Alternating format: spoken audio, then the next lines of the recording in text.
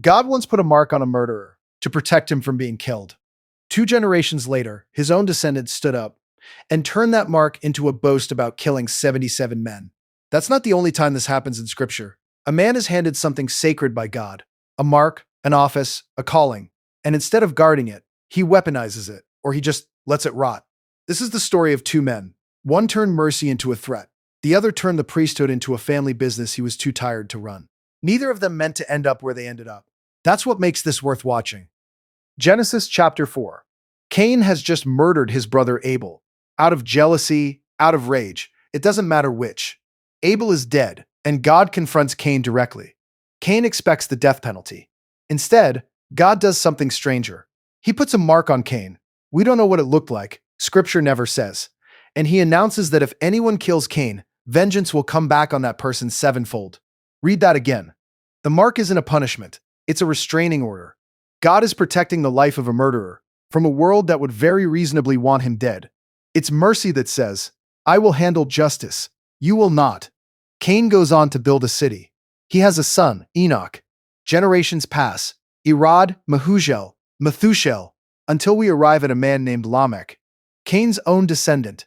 Lamech takes 2 wives, the first polygamist named in Scripture. Worth noticing but not our focus today. What matters is what he says to them. He calls them together and delivers something that reads less like a confession and more like a performance. I have killed a man for wounding me, a young man for striking me. We don't know who this man was. We don't know if the wound was even life-threatening. Lamech doesn't explain the circumstances because the circumstances aren't the point. Then comes the line that should stop you cold. If Cain is avenged sevenfold, then Lamech 77-fold. Do you see what he just did? God's mercy toward Cain, the sevenfold protection meant to restrain violence. Lamech picks it up and turns it into a multiplication table for his own vengeance. Not sevenfold, 77-fold.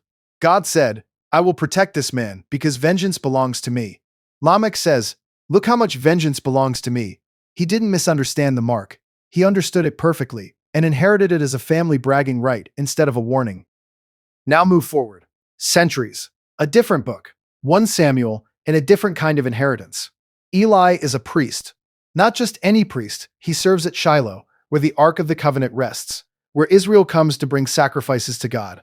It's about as close to the center of holy things as a man can get in the Old Testament. Eli has 2 sons, Hophni and Phinehas, who serve as priests alongside him, and Scripture describes them with a phrase that should make you sit up. Now the sons of Eli were worthless men. They did not know the Lord. Sons of the priesthood, who did not know the Lord. Here's what that looked like in practice.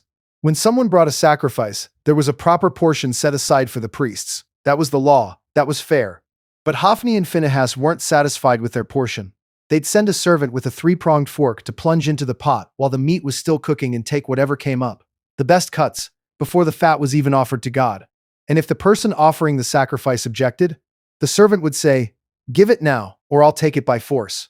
Scripture says the sin of these young men was very great in the sight of the Lord, because they were treating the Lord's offering with contempt. And that's before we get to what else they were doing. Scripture also tells us they were sleeping with the women who served at the entrance of the tent of meeting. Now, where was Eli through all of this? Not silent. He did say something. He called his sons in and told them, why do you do such things? For I hear of your evil dealings. He rebuked them. He warned them that if a man sins against another man, God can mediate. But if a man sins against the Lord, who can intercede for him? It's a good speech. It's also the last thing we ever hear him say to them. Scripture tells us plainly why the warning didn't work. They would not listen to the voice of their father, for it was the will of the Lord to put them to death. But notice what's missing from Eli's response. No consequences. No removal from priestly duty. No barring them from the altar. Just words. Words spoken once, apparently, and never enforced. Eli didn't approve of what his sons were doing. He just couldn't bring himself to stop it. There's a woman in this same story worth pausing on, because she shows you exactly what Eli was failing to do. Hannah comes to Shiloh, barren, grieving, pouring her heart out to God in silent prayer, her lips moving, no sound coming out. And Eli, watching her, assumes she's drunk. He rebukes her. How long will you go on being drunk? Put your wine away from you. Hannah corrects him. I have drunk neither wine nor strong drink, but I have been pouring out my soul before the Lord. A grieving, barren woman, correcting the high priest of Israel to his face. And she's right. Sit with that for a second. Eli can spot a woman praying too quietly and assume the worst.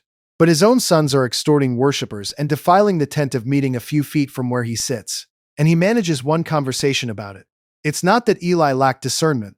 It's that discernment is easy when the person in front of you is a stranger. It gets a lot harder when it's your own son. The judgment comes in two stages. First, a man of God, unnamed, scripture never gives him a name, arrives and delivers a message to Eli directly. God recalls that he chose Eli's ancestral house to be his priests, to wear the ephod, to eat from the offerings. And then the accusation. Why do you scorn my sacrifices and my offerings? And honor your sons above me. Honor your sons above me. That's the diagnosis. Not that Eli didn't know right from wrong. He honored the relationship more than he honored the God he served at the altar every day. The sentence. The priesthood will be stripped from Eli's line. His sons will die on the same day. And a sign is given so Eli will know the rest of the word is coming true. Years pass. Israel goes to war with the Philistines and takes a beating, so the elders decide to bring the Ark of the Covenant into the camp, assuming its presence guarantees victory. It doesn't. Israel is routed, the Ark is captured, and Hophni and Phinehas, both of them, die in the same battle. A runner sprints back to Shiloh with the news. Eli is sitting by the road, watching, because, Scripture says, his heart trembled for the Ark of God. Not first for his sons, for the Ark. The messenger tells him, Israel has fled, his sons are dead, and the Ark has been captured. It's that last detail, the Ark, that breaks him. Eli falls backward off his seat by the gate, and his neck breaks, and he dies. Scripture adds, almost as an aside, that he was old and heavy, an old man's body, giving out the moment his life's one true anchor was gone.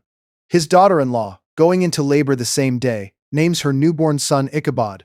The glory has departed. Not, my husband is dead. Not, my father-in-law is dead. The glory has departed. That's what an entire household understood this day to actually mean. Two men. Two things handed to them directly by God. Lamech was handed a warning meant to restrain violence, and turned it into a song about how much violence he was owed.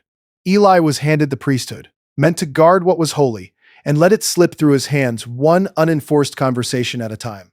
Neither of them set out to destroy what they'd been given. Lamech probably thought he was being honest about his own power. Eli probably thought a stern word was enough, that his sons would eventually come around, that there'd be time to deal with it properly later.